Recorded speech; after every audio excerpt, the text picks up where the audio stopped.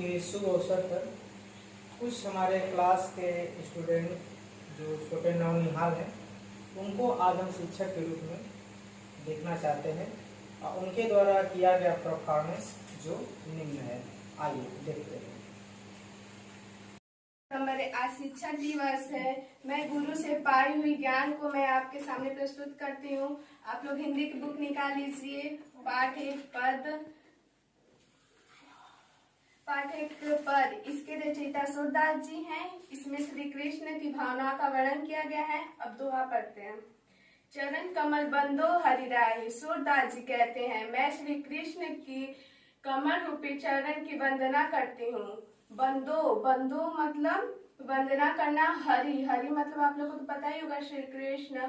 जाकी कृपा पंगु गिरी लंघे, अंधे को सब कुछ दर्शाई। जाकी कृपा, जिसकी कृपा से पंगु गिरी लंघे, जो लंगड़ा व्यक्ति होता है वो पर्वत को लांघ जाता है। अंधे को सब कुछ दिखाई, और अंधे व्यक्ति को सब कुछ दिखने लगता है। पंगु मतलब लंगड़ा, गिरी मतलब पहाड़, लंघे मतलब लांघना। अब मैं क्वेश्चन पूछती हूँ, किसकी कृपा से अंधे व्यक्ति को सब कुछ दिखने लगता है और लंगड़ा व्यक्ति पर्वत लांघ जाता है? श्री कृष्ण की कृपा से। Very good. शिक्षक दिवस है, ठीक, जिसको हम लोग इंग्लिश में टीचर डे कहते हैं। आपको पता है कि ये शिक्षक दिवस क्यों मनाया जाता है? बताइए कोई। हाँ, राधा कृष्ण का जन्म हुआ था। ठीक। और इसी बीच आप लोग महाभारत में देखे होंगे, एक रब था, आचार्य द्रोणाचार्य को अपना अंगूठा दान कर दिया। किया था कि नहीं किया था? उसी प्रतिमा के कारण जो, अरे हंस क्यों रहे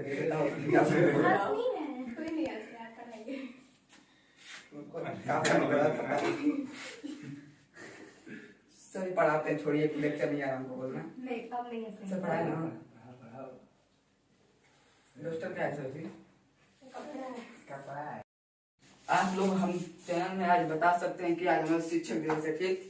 शिक्षक दिवस क्यों मनाया जाता है इसके बारे में एक महत्वपूर्ण कारण है, ठीक। इस कारण के बीच हमारे थे महाभारत में आचार्य द्रोणाचार्य, उनका एक शिक्षक था। उनकी मूर्ति को देख कर वो अपना ज्ञान प्राप्त कर दिया है कि नहीं। आजकल के जमाने में क्या है कि भैया हमारे पास किताब है, कापी है, कलम है, टीचर भी है, तभी हम ज्ञान प्राप्त नहीं कर पा रहे हैं कि नहीं।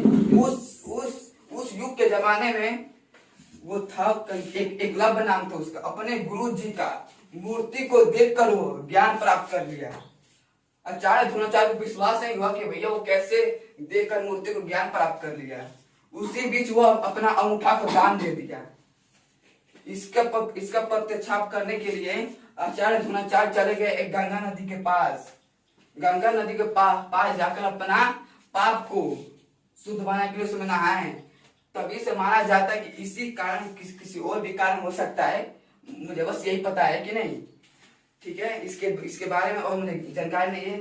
हालांकि छोड़िए सब बात, आज हम अपने टॉपिक पे आते हैं। आज हम पढ़ेंगे बायोलॉजी मतलब जीव विज्ञान। इसके खोजकर्ता क्या थे, इसका चैप्टर क्या है, वो क्या पढ़ना है, आज हम डिटेल से पढ़ेंगे। एक टॉपिक है पोषण को हम न्यूट्रिशन करते हैं, ठीक है। ये क्या होता है, ये क्या भूमिका निभाता है हमारे शरीर में, हमारे पोषण में। आप लोग बचपन से पढ़ते हैं कि खाए पिए और शरीर को पोषण करते हैं, नहीं, ये गलत बात है। छोटे से क्या है कि बस हमको ये टीचर बता दे कि हम खाते हैं पीते हैं पोषण होता है, ठीक, ऐसी कोई बात नहीं, ठीक है। आज पढ़ेंगे तो इसके डिटेल्स से कैसे होता है, ये कितने प्रकार के होते हैं, क्या इसकी भूमिका है, क्या क्यों इसको जीव विज्ञान में रखा गया है, ठीक है। ठीक है, सबसे पहले चालू करते हैं आज का टॉपिक। आज पढ़ने जाना हम बायोलॉजी को आते हैं हम जीव विज्ञान, ठीक है। इतना समझ में आया ना कि बायोलॉजी इसका इंग्लिश वर्ड है और जीव विज्ञान इसका हिंदी वर्ड है, ठीक। अब देखें कि इसका खोजकर्ता कौन, खोजा कौन इसको, बायोलॉजी को, अरस्तु जी ने, ठीक। बेसिक इतना ठीक है। बायोलॉजी को हम जीव विज्ञान कहते हैं और इसके खोजकर्ता अरस्तु जी हैं, ठीक। आज आप अपने चैप्टर पे आते हैं। चैप्टर क्लास 10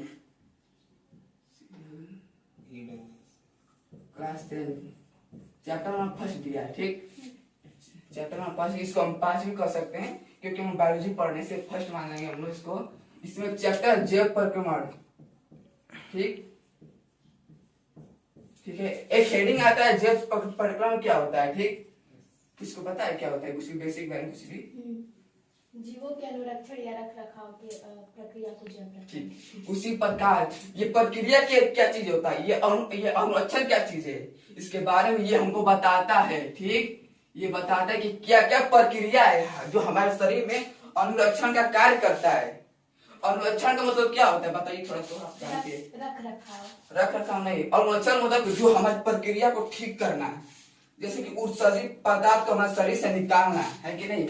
जैसे कि पोषण जैसे कि हमारे सेल आप जानते हैं कोशिका करते हैं, आप तो क्लास 9 से पिछले साल पढ़ के आए होंगे, चैप्टर नंबर 5 उसको माना जाता है। ठीक उसी प्रकार ये अनुरक्षण बताता है कि कौन सी प्रक्रिया कब घट रही है, क्या कमी है, क्या कुछ है, ये सब इसके बारे में बताएगा। ठीक है इसके हम प्रकार पढ़ेंगे। ठीक इसके प्रकार 5 होते हैं। ठीक पहला होता है पोषण। ठीक है ना भैया, कोई दिक्कत है पूछिएगा। पाचन श्वसन,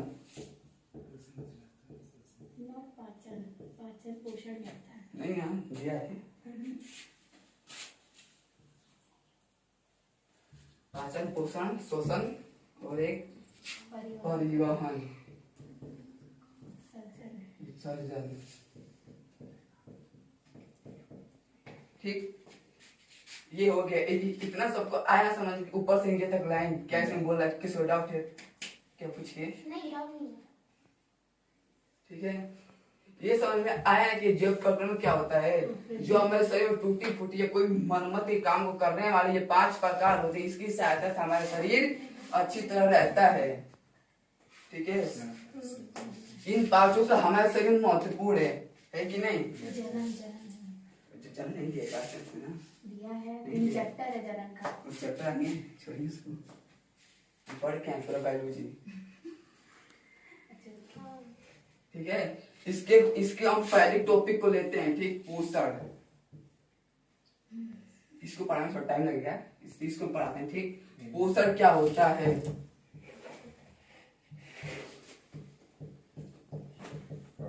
ठीक पोषण भी एक 2 प्रकार का होता है।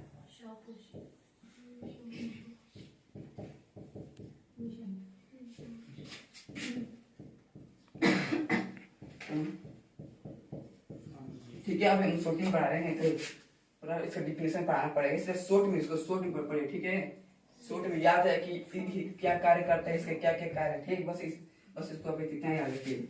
और ये सपोषी भी 2 प्रकार का होता है, और ये भी लमसम 4 प्रकार, फिर इसका 3 प्रकार होता है और 4 प्रकार होता है, याद नहीं आ रहा। और उनके द्वारा पढ़ाया गया कुछ टॉपिक है जो मैं समझाने वाली हूँ, बताने वाली हूँ बायोलॉजी का। तो फिर अपने क्लास को स्टार्ट करते हैं बिना देरी करते हुए। श्वसन, आज का मेरा टॉपिक है श्वसन।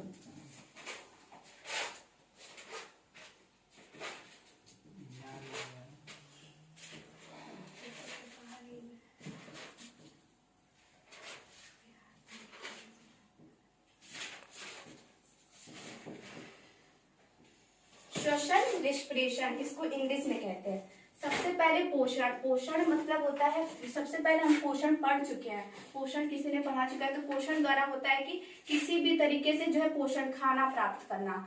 पोषण जैसे कि हम कोई भी पोषक तत्व खाते हैं, जैसे कोई भी खाना खाते हैं तो खाना खाने के बाद हमें क्या प्राप्त होता है, पोषण प्राप्त होता है। खाने में हमारा पोषण होता है, तो वो पोषण जब भी हम लेते हैं, लेने के बाद अब पोषण से हमें क्या, पोषण के लिए हम सबसे ज्यादा जरूरी होता है, हम खाना क्यों खाते हैं, क्योंकि हमको अपने दैनिक जीवन के कार्य करने हैं। जैसे हम लोग के स्टूडेंट लाइफ में हम लोग पढ़ेंगे, लिखेंगे, दौड़ेंगे, कूदेंगे, जिसके लिए हमें ऊर्जा की जरूरत होती है।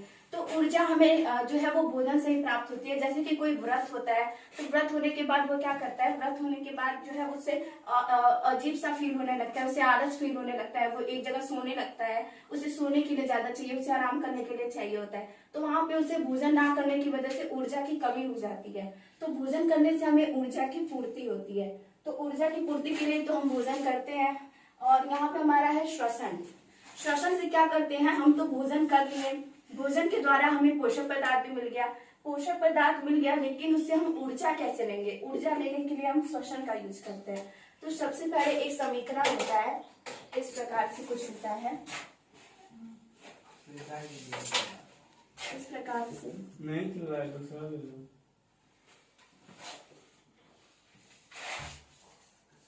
C6H12O6। सबसे पहले ये कोई बताया कि ये मतलब ये क्या है, ये किस चीज का सूत्र है? ग्लूकोज का सूत्र है। बहुत अच्छा। तो ग्लूकोज जब होता है वो ऑक्सीजन से क्रिया करता है। अब ऑक्सीजन हमें किस तरीके से मिलता है? श्वसन के द्वारा। सांस लेते हैं, मतलब कि कोई बताएगा कि सांस लेते हैं तो कौन सा गैस हम लेते हैं, और निकालते हैं तो कौन सा गैस निकालते हैं? लेते हैं तो ऑक्सीजन। अब हम ऑक्सीजन ले लिए, लेकिन ऑक्सीजन का सही उपयोग हम कहाँ करते हैं? तो ऑक्सीजन का उपयोग हम यहाँ श्वसन में करते हैं। श्वसन में जैसे कि हम भोजन खाएं, भोजन को लिए, भोजन में जो है वो हमारा पोषक पदार्थ है, भोजन में हमारा पोषक पदार्थ है, पोषक पदार्थ है, पोषक पदार्थ में हमारा जो होता है पोषक पदार्थ है। और पोषक पदार्थ से जो होता है वो बहुत सारे भोजन हम ऐसे करते हैं जैसे पिज्जा, बर्गर वगैरह वगैरह वगैरह खाते हैं जो हमारे शरीर के लिए हानिकारक है। तो उसको शरीर से बाहर निकालना बहुत ज्यादा जरूरी होता है, नहीं तो वो शरीर को क्या करेगा? नुकसान पहुंचा देगा। और हम ऐसा भी चीज खाते हैं जैसे फल खाते हैं, फ्रूट्स खाते हैं, पत्तियां, सब्जियां, हरी सब्जियां, ये सारी चीजें खाते हैं, तो वो हमारे लिए बहुत अच्छा होता है। तो उसको शरीर जो है वो लेता है और बाकी सारा वेस्ट मटेरियल जो है वो बाहर निकाल देता है। तो पोषक पदार्थ वो होते हैं जो अच्छे होते हैं, जैसे कि फल, जैसे कि कार्बोहाइड्रेट, प्रोटीन, वसा, खनिज, रबर, तो ये सारे पोषक पदार्थ होते हैं। और इसी पोषक पदार्थ को हमारे शरीर की जो होती है वो जरूरत होती है। तो भोजन जो होता है वो भोजन से पोषक पदार्थ ले लिया। अब पोषक पदार्थ लेने के बाद ये क्या करता है? ऑक्सीजन लेता है। ऑक्सीजन लेने के बाद ये हमारा ऊर्जा प्राप्त कर लेता है। ऊर्जा प्राप्त करके अपने जो भी कार्य करना होता है, जैसे कि कार्य जो भी इसको करना है, जैसे पढ़ना लिखना, ऊर्जा के द्वारा हम कुछ कर ही नहीं सकते हैं। तो पढ़ना लिखना, चलना फिरना सारा हम ऊर्जा के द्वारा ही करते हैं। यदि कोई व्यक्ति भोजन नहीं करेगा, ऊर्जा उसे नहीं मिलेगी, तो वो कुछ दिन में ही मतलब उसका काम खत्म हो जाएगा, उसकी मृत्यु हो जाएगी। तो सारी चीजें जो है वो ऊर्जा पे ही डिपेंड है। ऊर्जा हमें भोजन से प्राप्त होता है।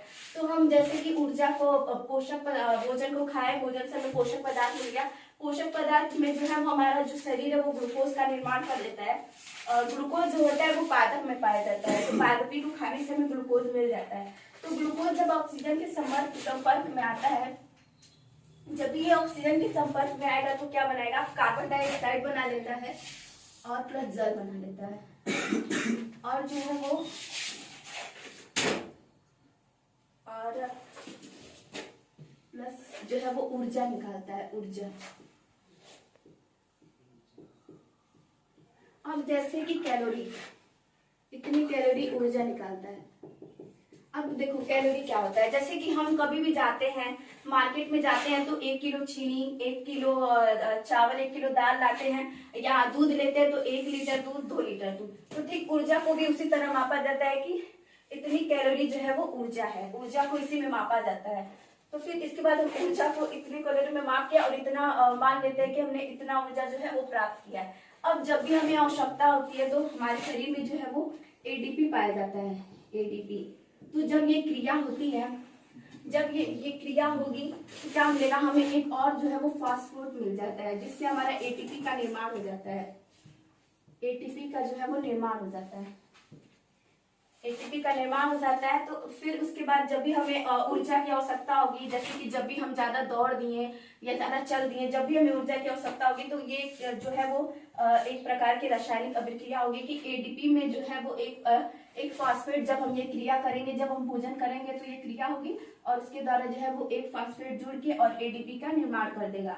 अब जब हमें क्या होगी, अब जब हमें क्या होगी? ऊर्जा की आवश्यकता होगी। जब हमें ऊर्जा की आवश्यकता होगी तो इससे जो है वो एक जो है वो फास्फोरेट निकल जाएगा, प्लस एडीपी फिर से बन जाएगा। तो ये क्रिया जो है वो हमारे शरीर में लगातार होती रहती है, ठीक है। तो ये क्रिया हमारे शरीर में लगातार होती रहती है और हमें लगातार ऊर्जा प्राप्त होती रहती है इस चीज से। फिर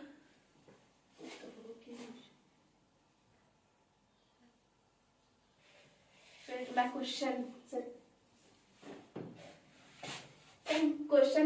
किसी से मैं क्वेश्चन करना चाहती हूँ। तो सबसे पहले कोई खड़ा हो जाए, अपने मन से देखते हैं कौन तेज है। जो तेज है खड़ा हो जाए। तेज तो कोई नहीं है, सब चलो तुम भी खड़ा हो, तुम्हें खड़ी हुई है। श्वसन का मतलब क्या होता है, मतलब कि इसको अगर तुम्हें परिभाषा में डिफाइन करना होगा तो तुम इसे कैसे करोगी? और हम जो है वो ऑक्सीजन जो लेते हैं, तुम्हें पता होगा कि हम जो ऑक्सीजन लेते हैं वो किस तरीके से लेते हैं और इसमें कैसे आ जाता है? जैसे कि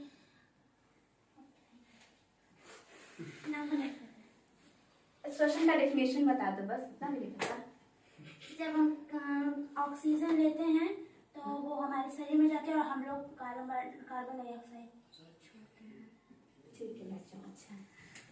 तो जब हम देखो, जब हम ऑक्सीजन लेते हैं और कार्बन डाई हमारे शरीर के लिए हानिकारक होता है तो इसको हम अपने शरीर से बाहर निकाल देते हैं। सबसे पहले श्वसन का डेफिनेशन यही होता है कि जब हम ग्लूकोज को ऑक्सीजन के साथ क्रिया करवाते हैं, जब हम ग्लूकोज जो हमारे शरीर में पाया जाता है, जब हमारे शरीर में ऑक्सीजन आता है, ऑक्सीजन हमारे नाक के थ्रू आता है, फिर हमारे पूरे बॉडी में जाता है। अब ये क्रिया कोशिका के कोशिका द्रव में होती है। कोशिका क्या होता है?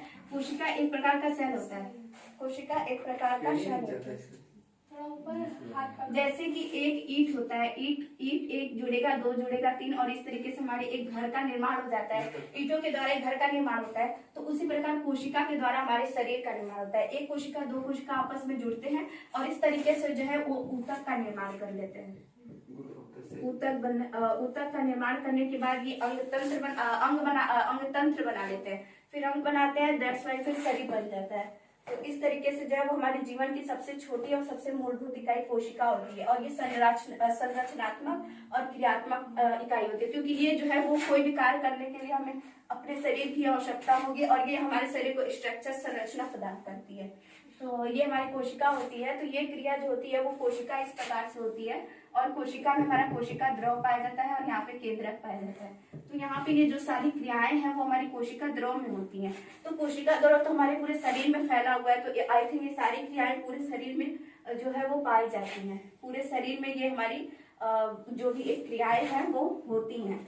तो जब ऑक्सीजन आता है, अब हमारे शरीर में जो है वो पूरे शरीर में तो बस हमारा खून है, वो हमारा खून जो है वो पूरे शरीर में, यहाँ तक कि आपके नाखून, आपके पूरे सर से लेकर आपके पूरे पैर तक में जो है वो खून का, रुधिर का संश्लेषण होता है, पूरे शरीर में रुधिर बहता है। तो ये ऑक्सीजन जो है ये तो पूरे शरीर में कोशिका पाई जा रही है, तो ये ऑक्सीजन जो है वो पूरे शरीर में रहता है, और मतलब पूरे शरीर में जो है वो रुधिर लेके जाता है। रुधिर ऑक्सीजन को लेके जाता है और कोशिका द्रव से कार्बन डाइऑक्साइड को लेके वापस आ जाता है।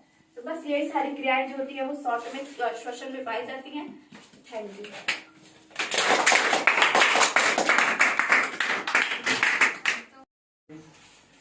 शिक्षक बनाए हैं। आज मैं जो पढ़ा हूँ अपना टॉपिक रखने जा रहा हूँ।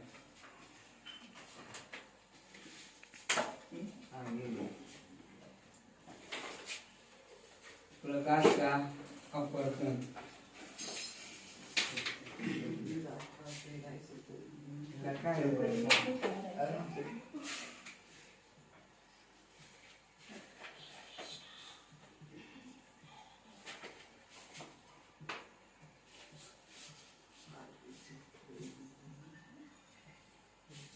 प्रकाश का अपवर्तन।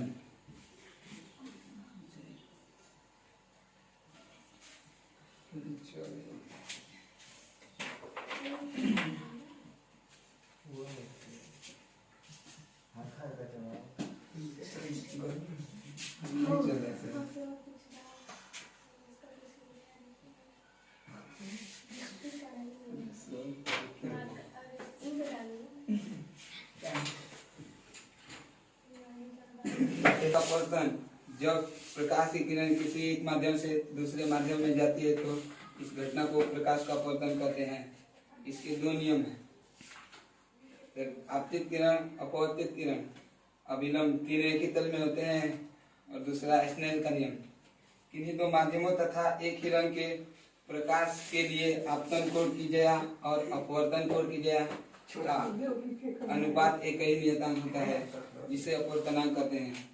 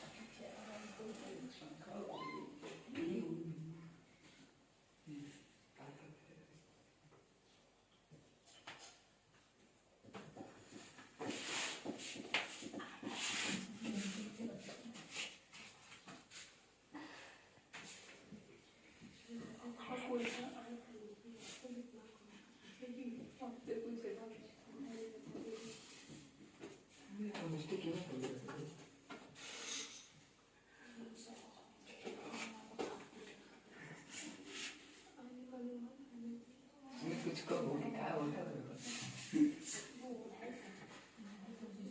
बना लेंगे पहले।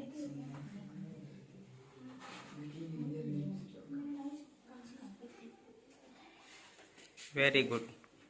बहुत सुंदर। चलिए